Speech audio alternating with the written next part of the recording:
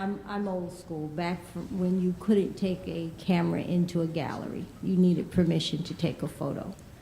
Now, anyone who comes into my studio, they want to flip their phone out and take pictures, or also I have friends who post their work as soon as the paint's dry. How do you protect yourself, and also how do you come out of the dark ages, put your images out there feeling secure about that? Interesting enough, there are a few galleries that are migrating back to the no photos. I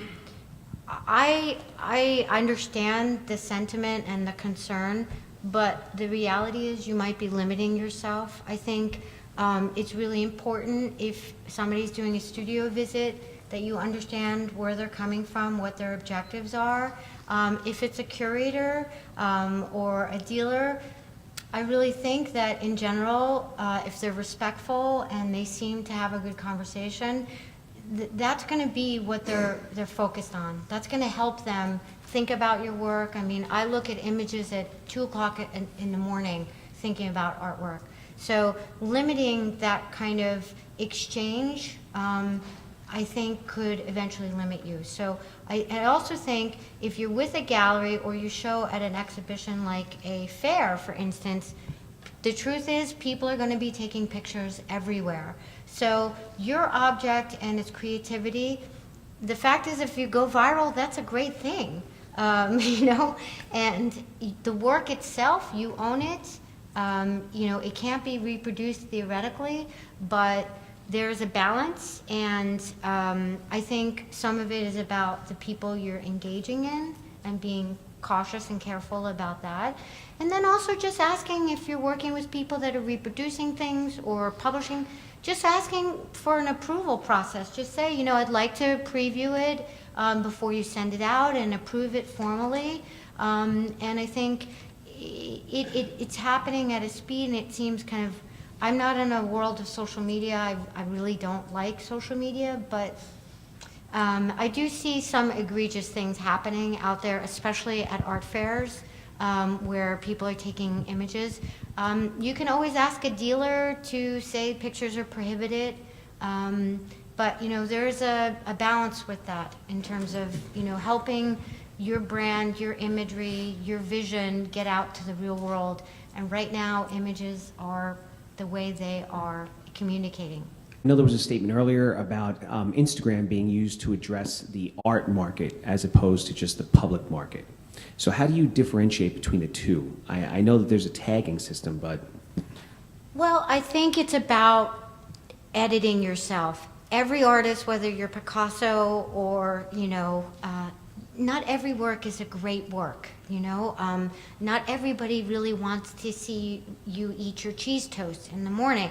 Now, if you're a performance art, it might be very strategic that you're releasing an image of you eating your cheese toast because you might be making a statement.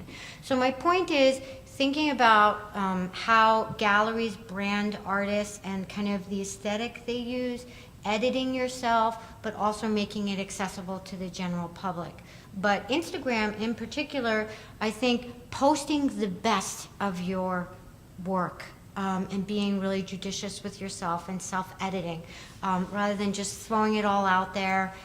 Because after a while, Instagram creates a brand in and of itself. Curators have even capitalized on, you know, what we expect when we go to a certain curators. Simone DePiri, the auctioneer, you know, he has like thousands and thousands of followers because we know he has a kind of wry humor. So you can brand yourself by editing yourself, and that's kind of my suggestion. Since people seem to be interested in social media, there also is the capacity to watermark your images that you can now do pretty easily at home. And also one should consider what resolution you're posting. Some resolutions are fine to be viewed on screen, but are not capable then to be downloaded and distributed. So that's something that you might want to keep in mind as well.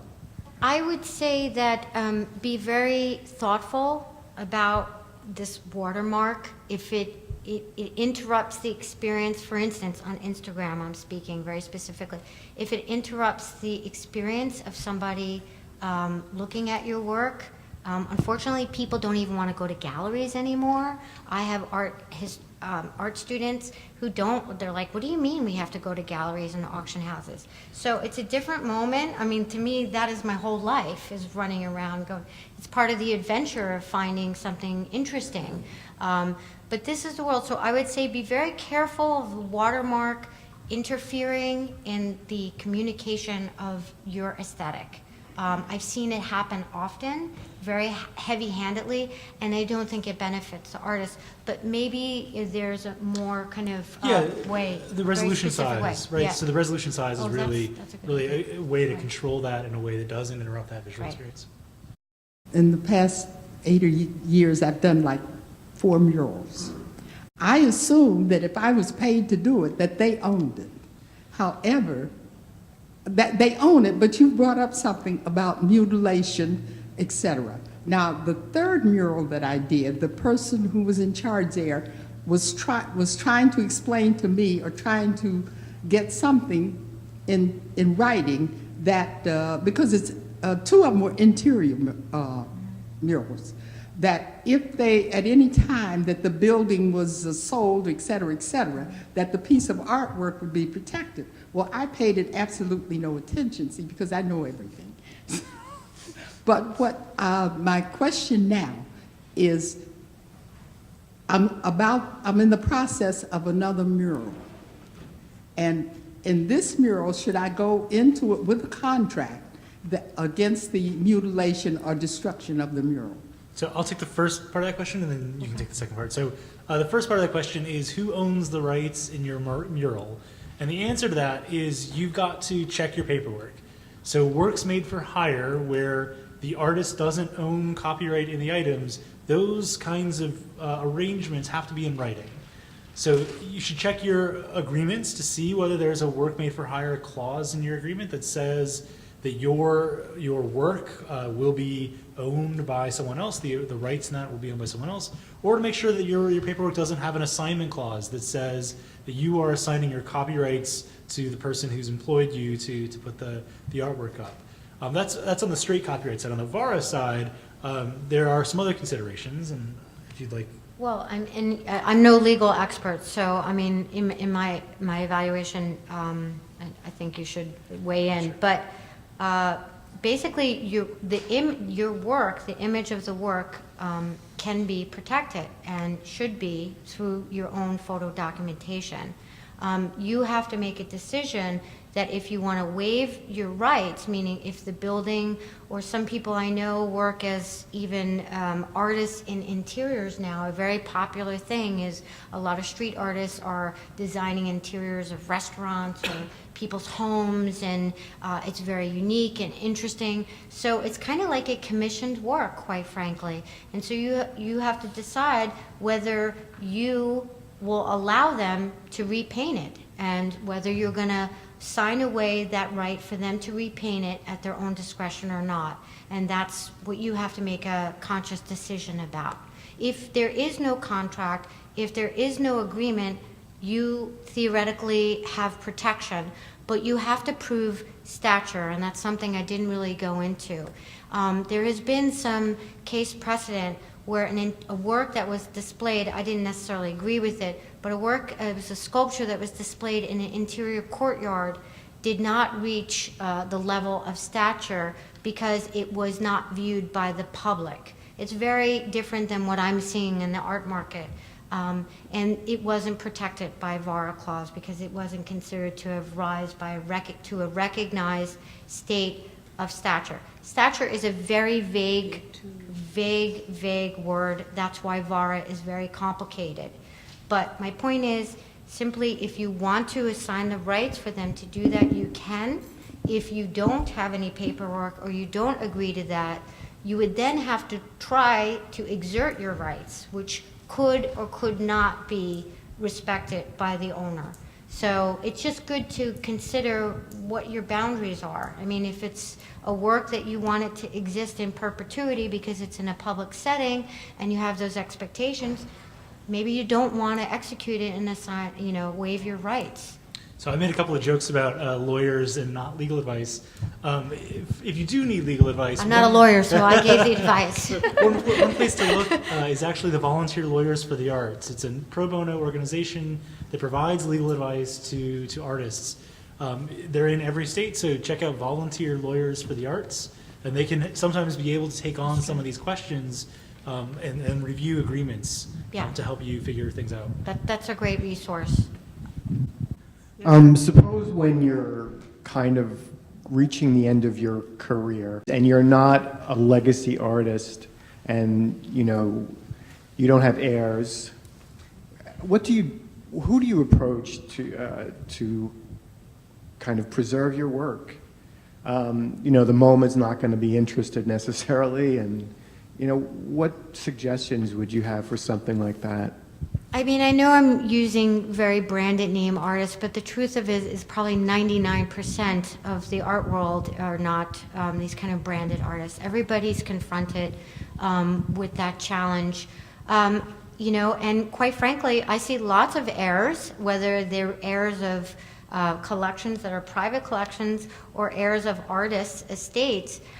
They don't necessarily do a service because they don't have the same interest level or loyalty to art or their parents' vision. So an heir is not necessarily important. What's important is to have someone that understands you, your creative focus, and that you empower them legally, financially, and with information, with helping you with that. And also set it up as much as you can. Do the work during your lifetime as much as you can, so you can then hand it off to them. But a best friend, a lawyer, there could be so many different people who play that role. This is exactly why POBA was created. And this is not an advertisement for POBA, but it's to illustrate how common the problem you're raising is.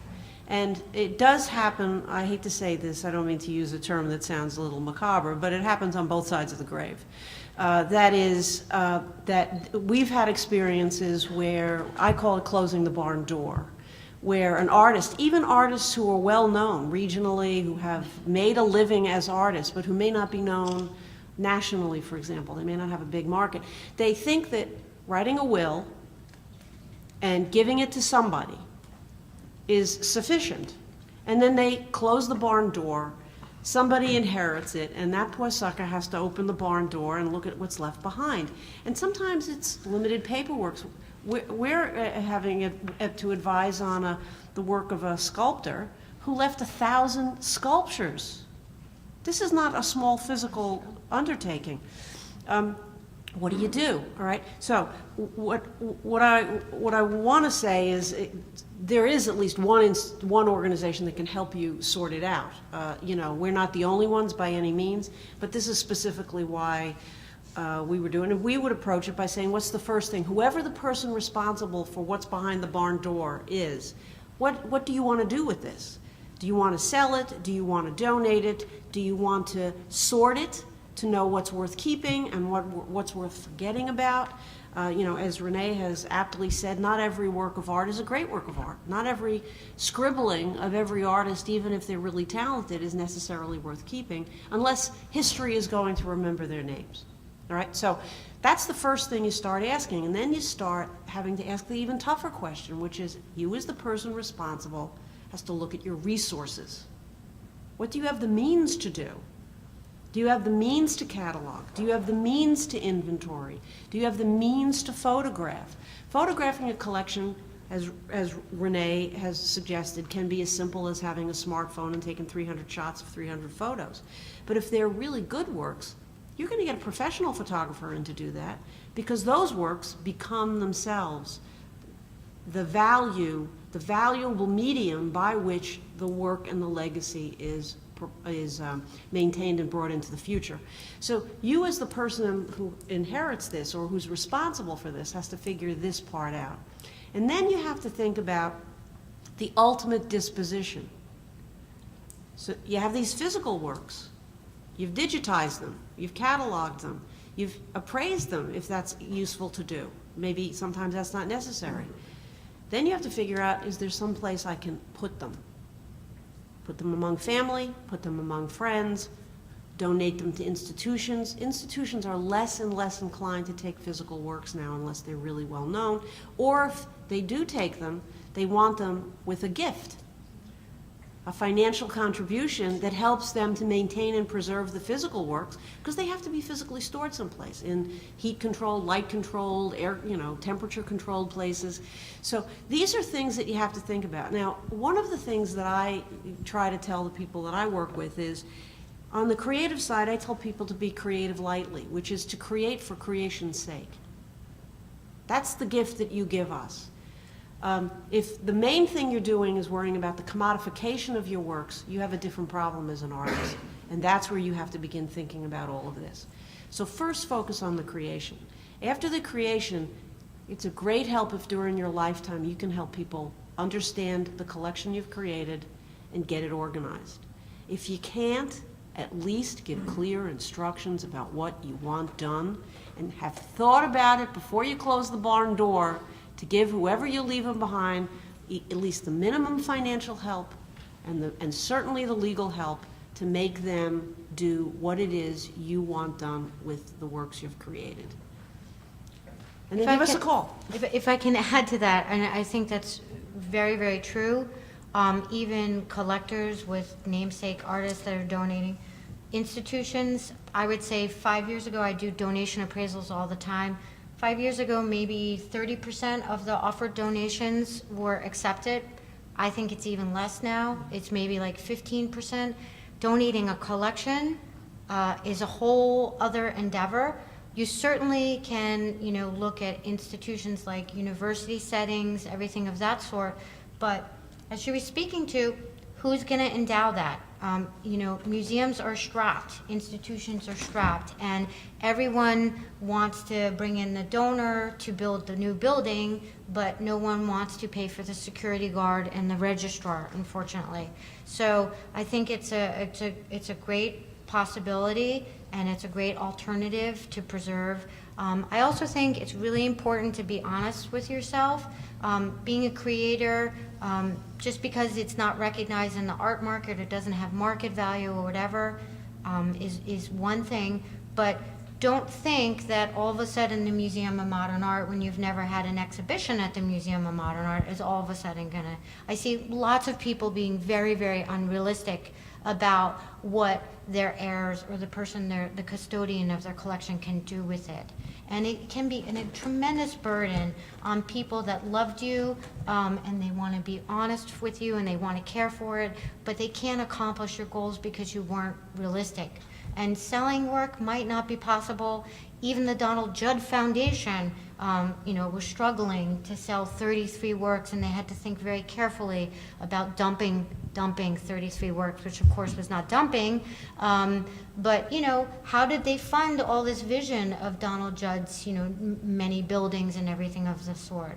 So be very realistic with what possibilities are out there for yourself, and then plan it out.